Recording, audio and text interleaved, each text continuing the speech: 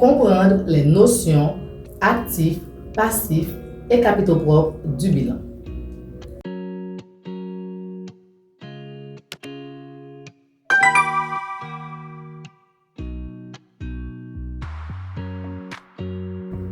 Salutations à la communauté érudite. C'est encore moi, votre amie Yveline Inellus, qui vous souhaite un joyeux Noël 2024 et une bonne année 2025 sur votre plateforme préférée Valine Érudition. Aujourd'hui, on va voir ensemble les notions actifs, passifs et capitaux propres du bilan. Pour comprendre les notions fondamentales d'actifs, passifs et capitaux propres, il faut savoir qu'elles constituent les composants essentiels du bilan, qui reflètent la situation financière de l'entreprise à un moment précis. Ce sont ces notions que nous verrons après la pause.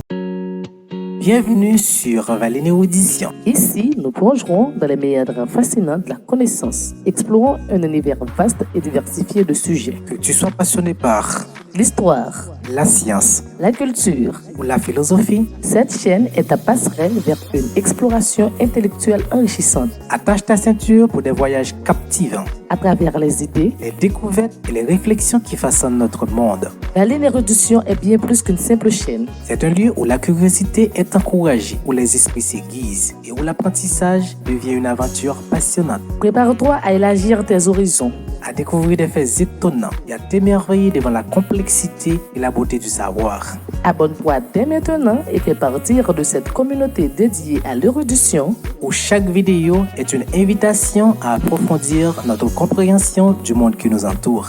Bienvenue dans l'univers stimulant de Valine Érudition, là où la soif du savoir devient une quête infinie.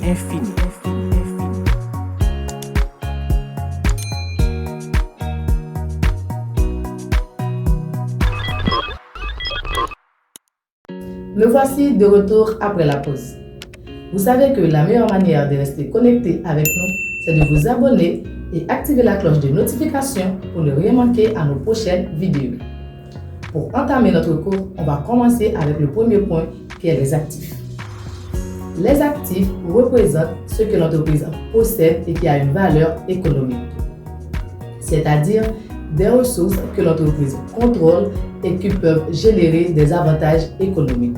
Par définition comptable, un actif est un élément essentiel du patrimoine de l'entreprise qui a une valeur positive pour l'entreprise. Ces actifs peuvent être utilisés pour générer des flux de trésorerie ou autres bénéfices. Et par définition économique, les actifs sont tout ce qu'une entreprise peut utiliser pour créer de la valeur ou produire des biens et services. Cela inclut les produits physiques, les droits et les ressources financières. Il y a 3 caractéristiques d'actifs: valeur économique, propriété ou contrôle et avantages futurs. Valeur économique, les actifs peuvent être utilisés, vendus pour produire des biens et services. Propriété ou contrôle, l'entreprise doit avoir le droit ou accès à ces ressources. Et avantages futurs, les actifs peuvent contribuer directement ou indirectement à la génération des revenus. Les actifs sont essentiels pour plusieurs raisons: pour produire des biens et services, pour créer de la valeur et pour mesurer la santé financière de l'entreprise.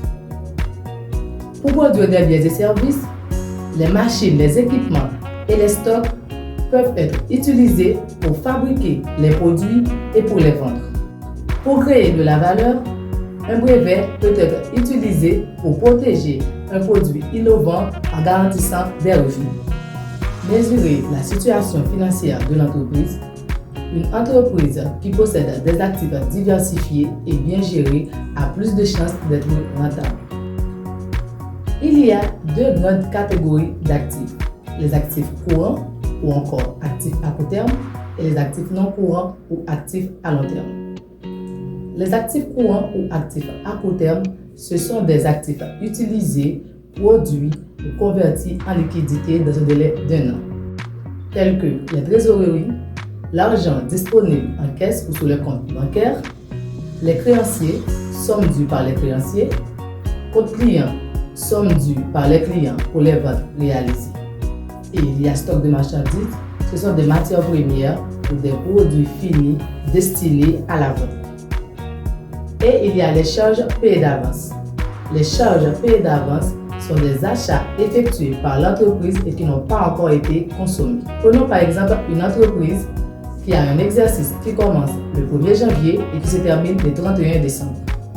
Cette entreprise décide en mois de décembre d'acheter des prestations de maintenance informatique pour 3 mois, c'est-à-dire décembre, janvier et février. Et cette entreprise va faire son exercice de clôture en décembre. Les mois janvier et février feront l'objet des charges payées d'avance parce qu'ils n'ont pas encore été consommés. Et tous les charges payées d'avance font partie des actifs. Il y a les actifs à long terme. Les actifs à long terme. Les actifs à long terme, ce sont des biens que l'entreprise possède et l'entreprise va utiliser ces biens pour une période de plus d'1 an.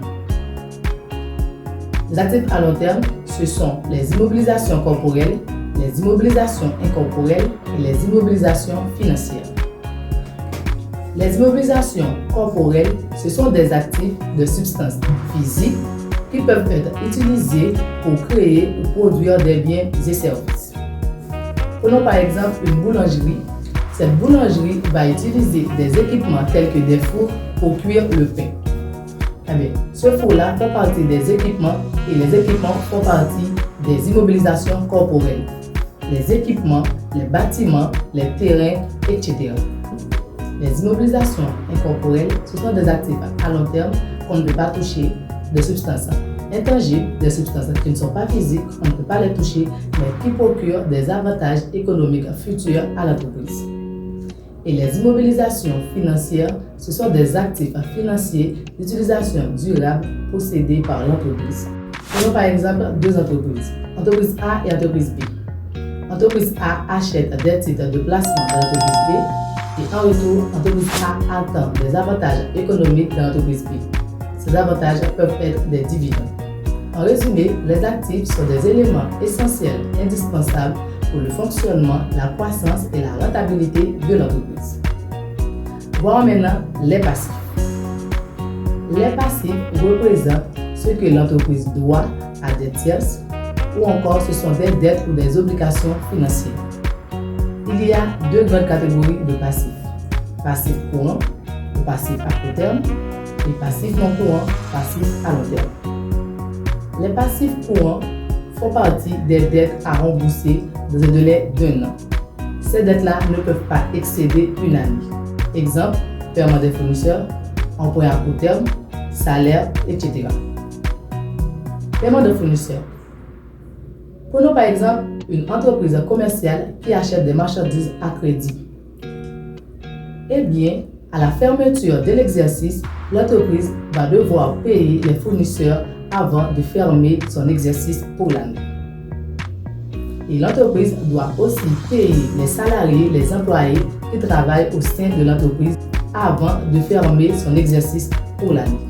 Et les passifs à long terme, ce sont des dettes qui doivent être remboursées pour plusieurs années, ou ces dettes peuvent excéder plusieurs années.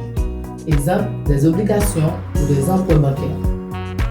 Si nous prenons par exemple une entreprise qui va à la banque pour faire un emprunt, et cet emprunt va durer 5 ans. Eh bien, cette entreprise va payer des intérêts et aussi le capital pendant 5 ans. Et cet emprunt va faire partie des dettes à long terme de l'entreprise ou encore des passifs à long terme de l'entreprise. Et en résumé, les passifs, ce sont des ressources financées par les autres parties externes ou par des créanciers. Voyons maintenant les capitaux propres. Les capitaux propres représentent les ressources financières appartenant aux actionnaires ou aux propriétaires de l'entreprise. Ils sont la différence entre les passifs et les actifs, c'est-à-dire capitaux propres égale actifs moins passifs. Tout dépend du type d'entreprise ou de la forme juridique de l'entreprise. Les capitaux propres peuvent avoir différents noms.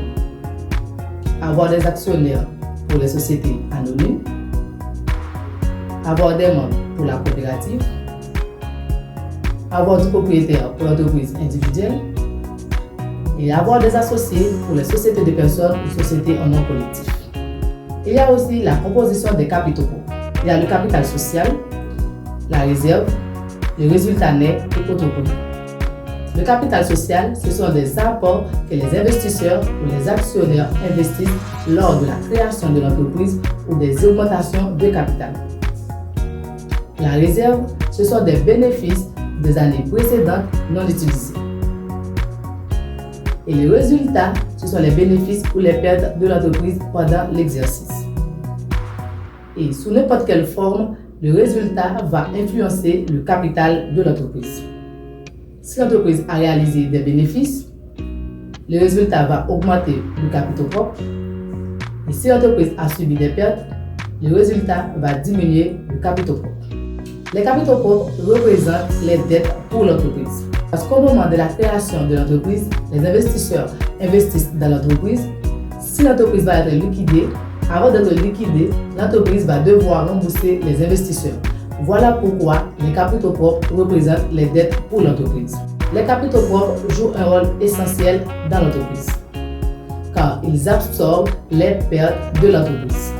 Ils servent de coussin pour absorber les pertes de l'entreprise et reflètent la richesse de l'entreprise pour les propriétaires.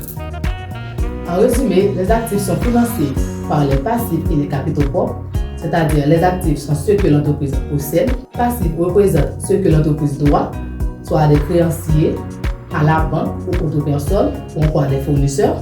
Les capitaux propres représentent les apports que les investisseurs apportent au moment de la création de l'entreprise. Nous venons de voir les différents composants du bilan qui sont les actifs, passifs et les capitaux propres. On a vu que les capitaux propres font partie de l'entreprise et représentent les biens que l'entreprise possède et qui peuvent être utilisés pour produire des biens et services. Il y a les actifs à court terme, les actifs à long terme.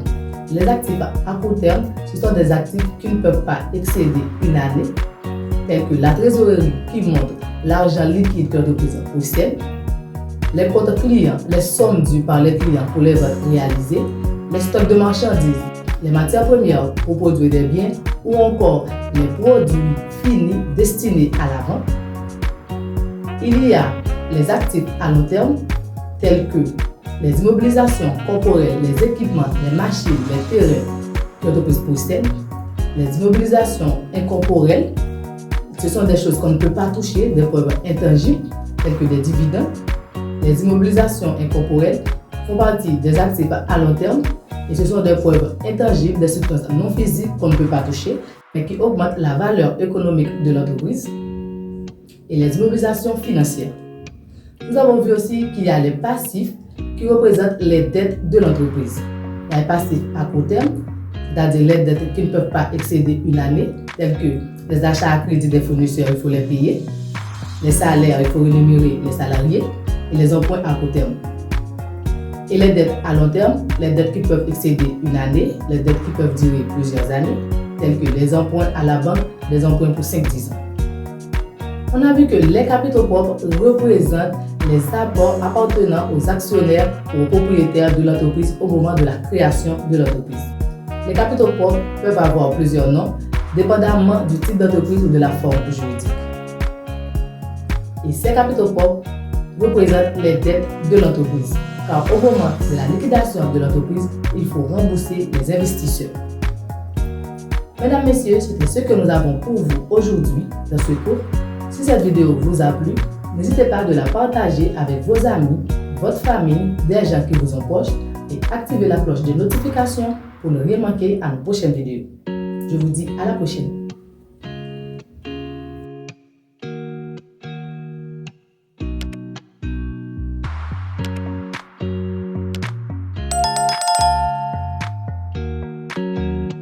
Bienvenue sur Valénie Audition. Ici, nous plongerons dans les méandres fascinants de la connaissance, explorant un univers vaste et diversifié de sujets. Que tu sois passionné par l'histoire, la science la culture. ou la philosophie, Cette chaîne est ta passerelle vers une exploration intellectuelle enrichissante attache ta ceinture pour des voyages captivants, à travers les idées. les découvertes et les réflexions qui façonnent notre monde. Berlin Érudition est bien plus qu'une simple chaîne. C'est un lieu où la curiosité est encouragée, où les esprits s'aiguisent et où l'apprentissage devient une aventure passionnante. Prépare-toi à élargir tes horizons.